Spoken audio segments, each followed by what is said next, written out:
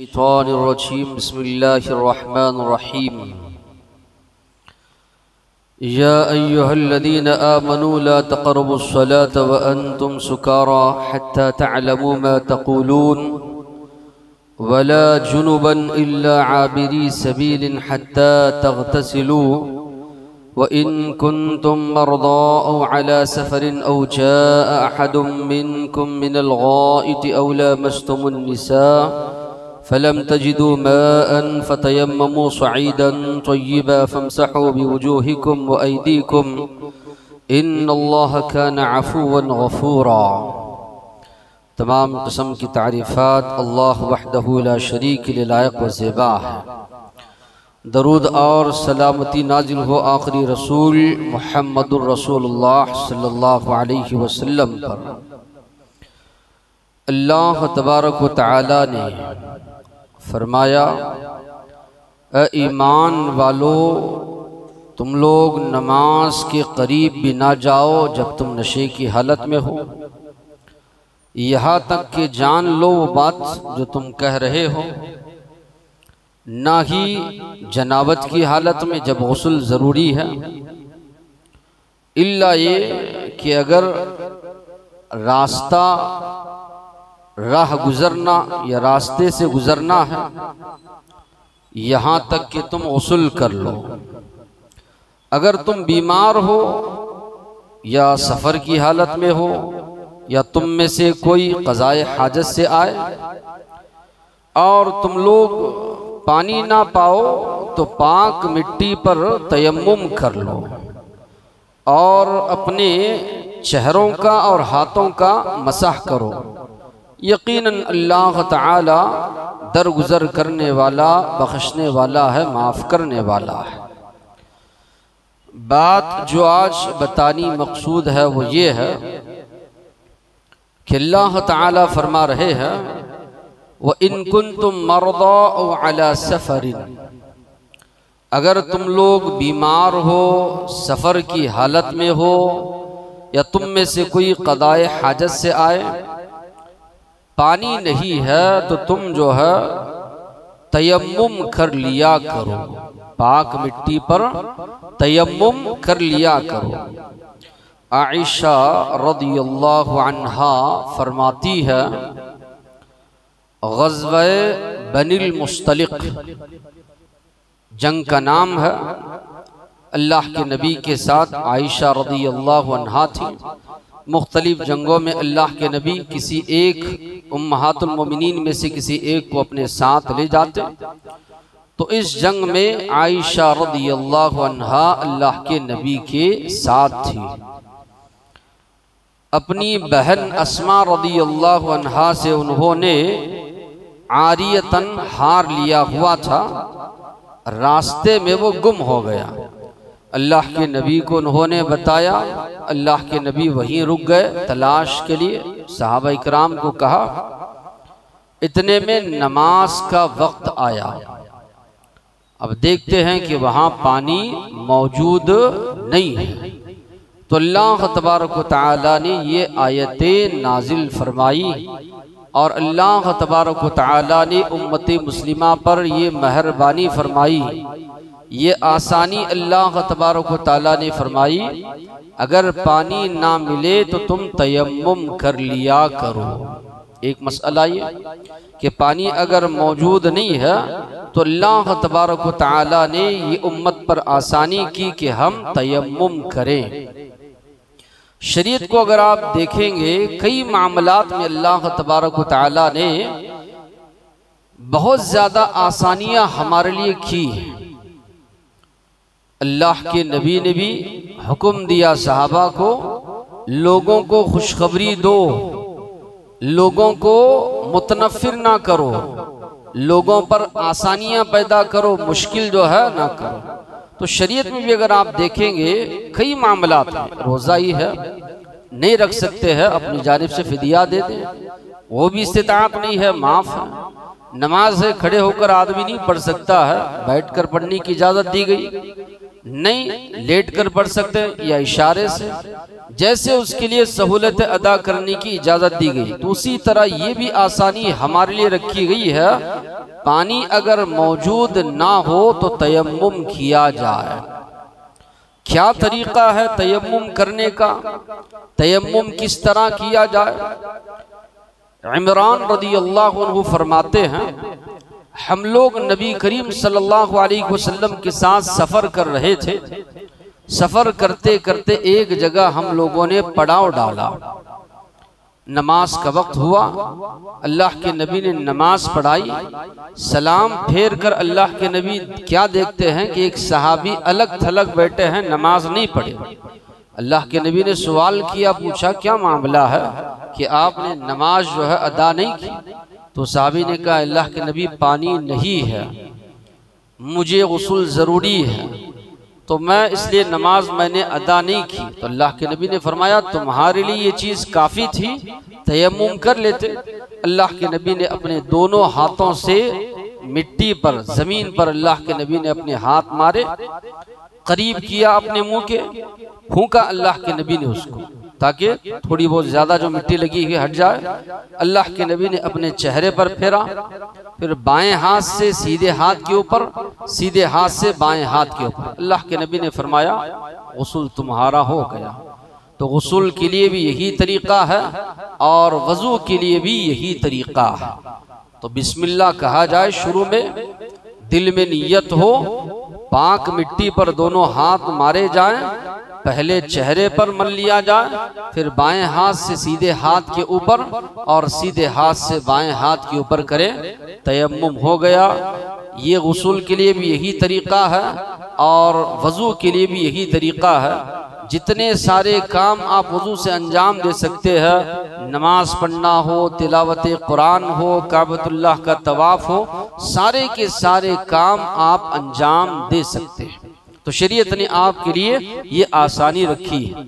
कब हम तयम्मुम कर सकते हैं? दो वजूहात की बुनियाद पर। एक, पानी मुयस्सर नहीं है, यह ऐसी जगह पर है, पानी है, थोड़ा है, पीने के लिए है, इस्तेमाल करेंगे तो ख़त्म हो जाएगा, प्यास बर्दाश्त नहीं कर सकते, तो उस सूरत में शरीयत ने इजाज़त दी कि आप जो है तयम्मुम करके नमाज आप पढ़ सकते हैं। या इसी तरह पानी के इस्तेमाल में आपको मजबूरी है, बीमार हैं आप, बुखार है बहुत शदीद, या इसी तरह बहुत ज़्यादा सर्दी, नज़ला, ज़ुकाम वगैरह है, वज़ू करेंगे तो और ज़्यादा ये चीज़ें बढ़ जाएंगी, शरीयत ने इजाज़त दी। जाबिर रज़ियल्लाहु अन्हु फरमाते हैं, हम लोग एक सफ़र में थे, हमारे एक साथी को पत्थर आकर सर पर लग गया, जिससे सर उनका ज़ख्मी हो गया। अब कुछ देर दूर जाने के बाद या कुछ एक मौका ऐसा आया, उनको नहाना ज़रूरी था, तो उन्होंने साथियों से सवाल किया, क्या मेरे लिए तयम्मुम की रुख्सत है? साहबा ने कहा, पानी तो मौजूद है, तयम्मुम की रुख्सत कैसे हो सकती है? उन्होंने गुस्ल किया और उसी वजह से ज़ख्म और ज़्यादा उनका बढ़ गया, उसी में उनकी वफ़ात हुई। अल्लाह के नबी के पास आए तो अल्लाह के नबी ने फरमाया, इन लोगों ने उनको कत्ल किया, अल्लाह इनको कत्ल करे। जब मालूम नहीं था मसला, सवाल कर लेते, पूछा नहीं और उनकी वफ़ात हो गई। अल्लाह के नबी ने तब फरमाया कि तयम्मुम कर लेते, उनके लिए काफ़ी था। तो मालूम ये हुआ कि अगर पानी के इस्तेमाल में मजबूरी है तो शरीयत ने इजाज़त दी कि आप तयम्मुम करके जो है नमाज पढ़ें। दो शुरूत इसके बताए गए, दो शर्तें हैं। एक, दिल में तयम्मुम की नीयत करना। दूसरी जो शर्त है, मिट्टी जिस पर आप तयम्मुम कर रहे हैं वो मिट्टी पाक होना। किन चीज़ों से तयम्मुम हम कर सकते हैं? मिट्टी के कबील से जितनी चीज़ें हैं उन सारी चीज़ों से तयम्मुम आप कर सकते हैं। मिट्टी है, रेत है, ईंट है, सीमेंट है, या इसी तरह पथरीली संगलाग ज़मीन है, ज़मीन के ऊपर भी मार कर आप तयम्मुम कर सकते हैं। कहीं मिट्टी नहीं है, ज़मीन की सतह है, तो ज़मीन की सतह पर भी मार कर आप जो है तयम्मुम कर सकते हैं। तो मिट्टी की कबील से जितनी चीज़ें हैं सारी चीज़ों से तयम्मुम किया जा सकता है। तयम्मुम किन चीज़ों से टूटता है? जिन चीज़ों से वज़ू टूटता है उन्हीं से तयम्मुम भी टूट जाता है। साथ ही साथ में जिस मजबूरी की वजह से हम तयम्मुम कर रहे थे, बीमार थे तयम्मुम कर रहे थे, सेहतयाब है तयम्मुम खत्म, पानी नहीं था तयम्मुम कर रहे थे पानी मिला तयम्मुम खत्म। इसके अलावा जिन जिन चीज़ों से वजू टूटता है उन्हीं चीज़ों से तयम्मुम भी टूट जाता है। तो बहरहाल अल्लाह तबारक व तआला ने हमारे लिए आसानी रखी है, उसी का तस्करा अल्लाह ने किया। और एक आसानी का तस्करा आगे अल्लाह तबारक व तआला ने किया। अल्लाह ने फरमाया व इदा ज़रबतुम फिल अर्दि फलैसा अलैकुम जुनाहुन अन तक़सूरू मिनस्सलाह। अगर तुम लोग जो है सफ़र करो, कोई हर्ज नहीं है कि तुम लोग नमाज कसर करके पढ़ो। इन खिफ्तुम, अगर तुम्हें डर है इस बात का, अयफ्तिनकुमुल लदीन कफरू, कि काफिर लोग तुम्हें फितने में मुब्तला ना कर दें। इन्नल काफिरीन कानू लकुम अदुव्वम मुबीना, यकीनन कुफ्फार तुम्हारे खुले हुए दुश्मन हैं। तो अल्लाह तबारक व तआला फरमा रहे हैं जब तुम सफ़र का इरादा करो कोई हर्ज नहीं है कि तुम नमाज कसर करो। तो कसर के माने ये है वो नमाज जो 4 रकात वाली है 2 रकात नमाज आप अदा करें। शरीयत ने आपके लिए आसानी रखी, सुनन नवाफिल ये सारी चीज़ें आपके लिए माफ़। पढ़ना चाहते हैं आप, अल्लाह के नबी के बारे में तस्करा मिलता है, फजर की 2 सुन्नतें हैं, वितर की नमाज भी अल्लाह के नबी सफ़र की हालत में पढ़ते थे। माफ़ है आपको, लेकिन अगर आप पढ़ना चाहते हैं तो पढ़ सकते हैं। वैसे उलमाओं ने कहा फ़राइज़ ही अल्लाह ने जब कम किया है, सुनन व नवाफिल भी माफ़, अलबत्ता फजर की 2 सुन्नत की ज़्यादा अहमियत है। या इसी तरह जो है वितर है, ये 2 अल्लाह के नबी सफ़र की हालत में भी पढ़ा करते थे। लेकिन शरीयत ने तो आपको माफ़ किया। ज़ोहर, असर और इसी तरह इशा, ये 3 नमाजें हैं जो 4 रकात वाली हैं, 2 रकात की आपको इजाज़त दी गई।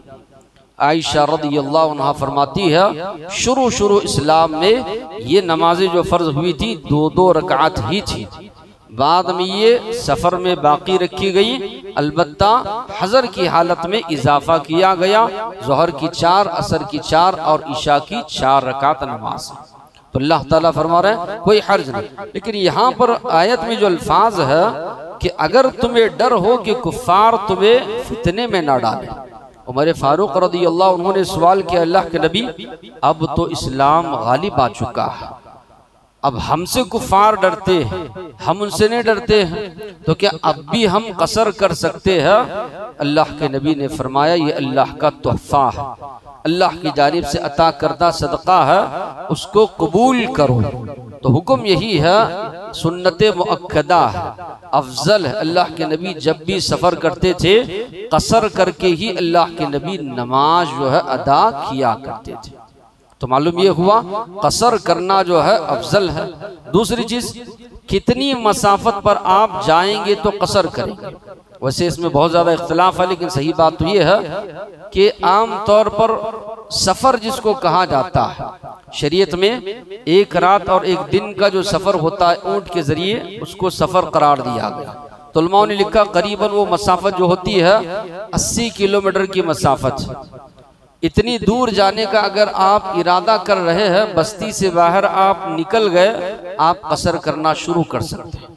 अगरचे कि बस्ती दूर है जहाँ जा रहे हैं आप, लेकिन बस्ती से बाहर निकले कसर करना आप शुरू कर सकते हैं। अल्लाह के नबी मदीना से निकलकर जुल्हुलैफा जब पहुँचते, कसर वहीं से अल्लाह के नबी करना शुरू कर देते। अगरचे कि आपका इरादा दूर का है, लेकिन दरमियान ही में आप शुरू कर सकते हैं। कितने दिनों तक कसर कर सकते हैं? किसी मुकाम पर आप जा रहे हैं, आपका इरादा 5 दिन 6 दिन ठहरने का है, कसर नहीं करेंगे। 4 दिन या उससे कम ठहरने का इरादा है, आप नमाज कसर करके पढ़ेंगे। 4 दिन से ज्यादा का इरादा है तो आप पूरी नमाज पढ़ेंगे। इसी तरह जमात के साथ आप पढ़ रहे हैं तो पूरी नमाज आपको पढ़ना है। तन्हा अगर आप पढ़ रहे हैं तो शरीयत इजाजत आपको दे रही है कि किसी जगह 4 दिन या उससे कम का इरादा है तो आप नमाज कसर करके पढ़ेंगे। 4 दिन से ज्यादा का इरादा है तो आप पूरी नमाज जो है आप पढ़ेंगे। फिर इसी तरह हालत तरद्दुद है, किसी जगह आप गए, बस किसी जगह इरादा ये था 2 दिन में काम करके आप वापस आ जाएंगे, 2 दिन में काम नहीं हुआ, तीसरा दिन लग गया, तीसरे दिन भी नहीं हुआ, चौथा दिन लग गया, इस तरह 10 दिन 15 दिन जितने दिन भी लगे, हालत तरद्दुद, यकीन नहीं आपको कि ठहरूंगा, काम जैसे वो वापस आएंगे, लेकिन इरादा नहीं आपका पक्का ठहरने का, तो शरीयत ने इजाजत दी जितने दिन आप रुक रहे हैं उतने दिन तक नमाज आप कसर करके आप पढ़ सकते हैं। एक आसानी और शरीयत ने रखी, सफर की हालत में 2-2 नमाजें मिलाकर आप पढ़ सकते हैं।